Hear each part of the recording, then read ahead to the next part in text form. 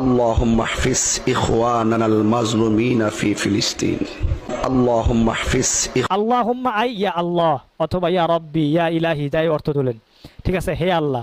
এরপর হামজাটা হামজায় ওয়াসল মিলাইয়া পড়া হয়েছে আল্লাহুম্মা হফাজ, উনি পড়ছেন আল্লাহুম্মা হাফিজ। কেন পড়ছেন? কারণ এটা যে সামিয়া ইসমু বাবের মাজদার, এটা উনি জানেন না। এত বড় একজন আলেম, ক্লাসে নাকি সবসময় এক হইতো, নাও সরফ এইভাবে না পড়ে একইভাবে যে ক্লাসে এক হয়েছে আল্লাহ জানে। আর হ্যার ক্লাসে যদি সে এক হয়েও থাকে, তার মানে বোঝা যায় সে যেই ক্লাসে পড়ছে ওই ক্লাসে সবই ছিল গাধা, হিমার পর্যায়ের তালিব ছাত্র। নয়তো এই সামিয়া ইসমু বাবটা ধরতে পারে না। আর এরকম একটা প্রসিদ্ধ মাজদার, এটার ব্যবহারটা বিশুদ্ধ ব্যবহার কি হতে পারে, সহি ব্যবহার ইস্তেমাল তার জানা নাই। সে সবসময় ক্লাসে এক হইতো, এই ধরনের চাপা আমাদেরকে শোনায়। ভাবা যায়। আবার অর্থ তুলছে আল্লাহুম্মা হাফিজ বলার পর অর্থ তুলছে ইখওয়ানানাল মাজলুমিন ফি ফিলিস্তিন বইলা অর্থ তুলছে আল্লাহ আপনি ফিলিস্তিনের মুসলমানদেরকে, আমার ভাইদেরকে মজলুমদের হাত থেকে হেফাজত করুন।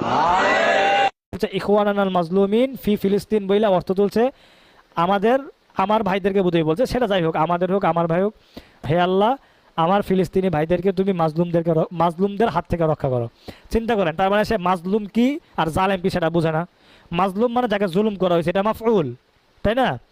জালেম এটা হলো ইসমুল ফাইল, তাই না?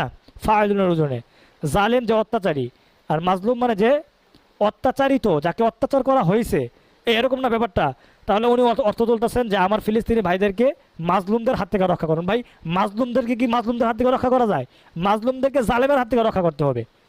মানে এক তো মানে দোয়াটা এক লাইনের একটা দোয়া করছে, আল্লাহুম্মা হাফিজ পড়ছে আল্লাহুম্মা হাফাজের জায়গায়, সেটা একটা যেমন ভুল করছে, আরবিতে ভুল।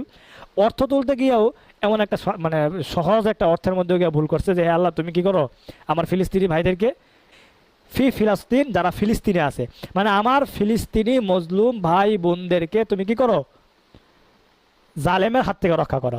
মানে মিনাল জালিমিন অথবা মিনাল কুফফার, এরকম হইতো, জালেমদের হাত থেকে অথবা কুফফার সম্প্রদায়ের হাত থেকে অথবা মিনাল ইয়াহুদিদের হাত থেকে তুমি কি করো, রক্ষা করো। মানে এগুলো জাহালাতের তো একটা লিমিট থাকে মানুষের, তাই না?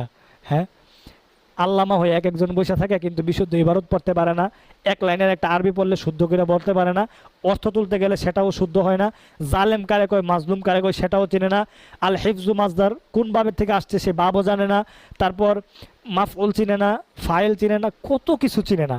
এত এত অজ্ঞতা নিয়ে মানে একজন আল্লামা সুন্নিয়তকে লিড দেয়, মানে এটা আপনারা ভাবতে পারেন।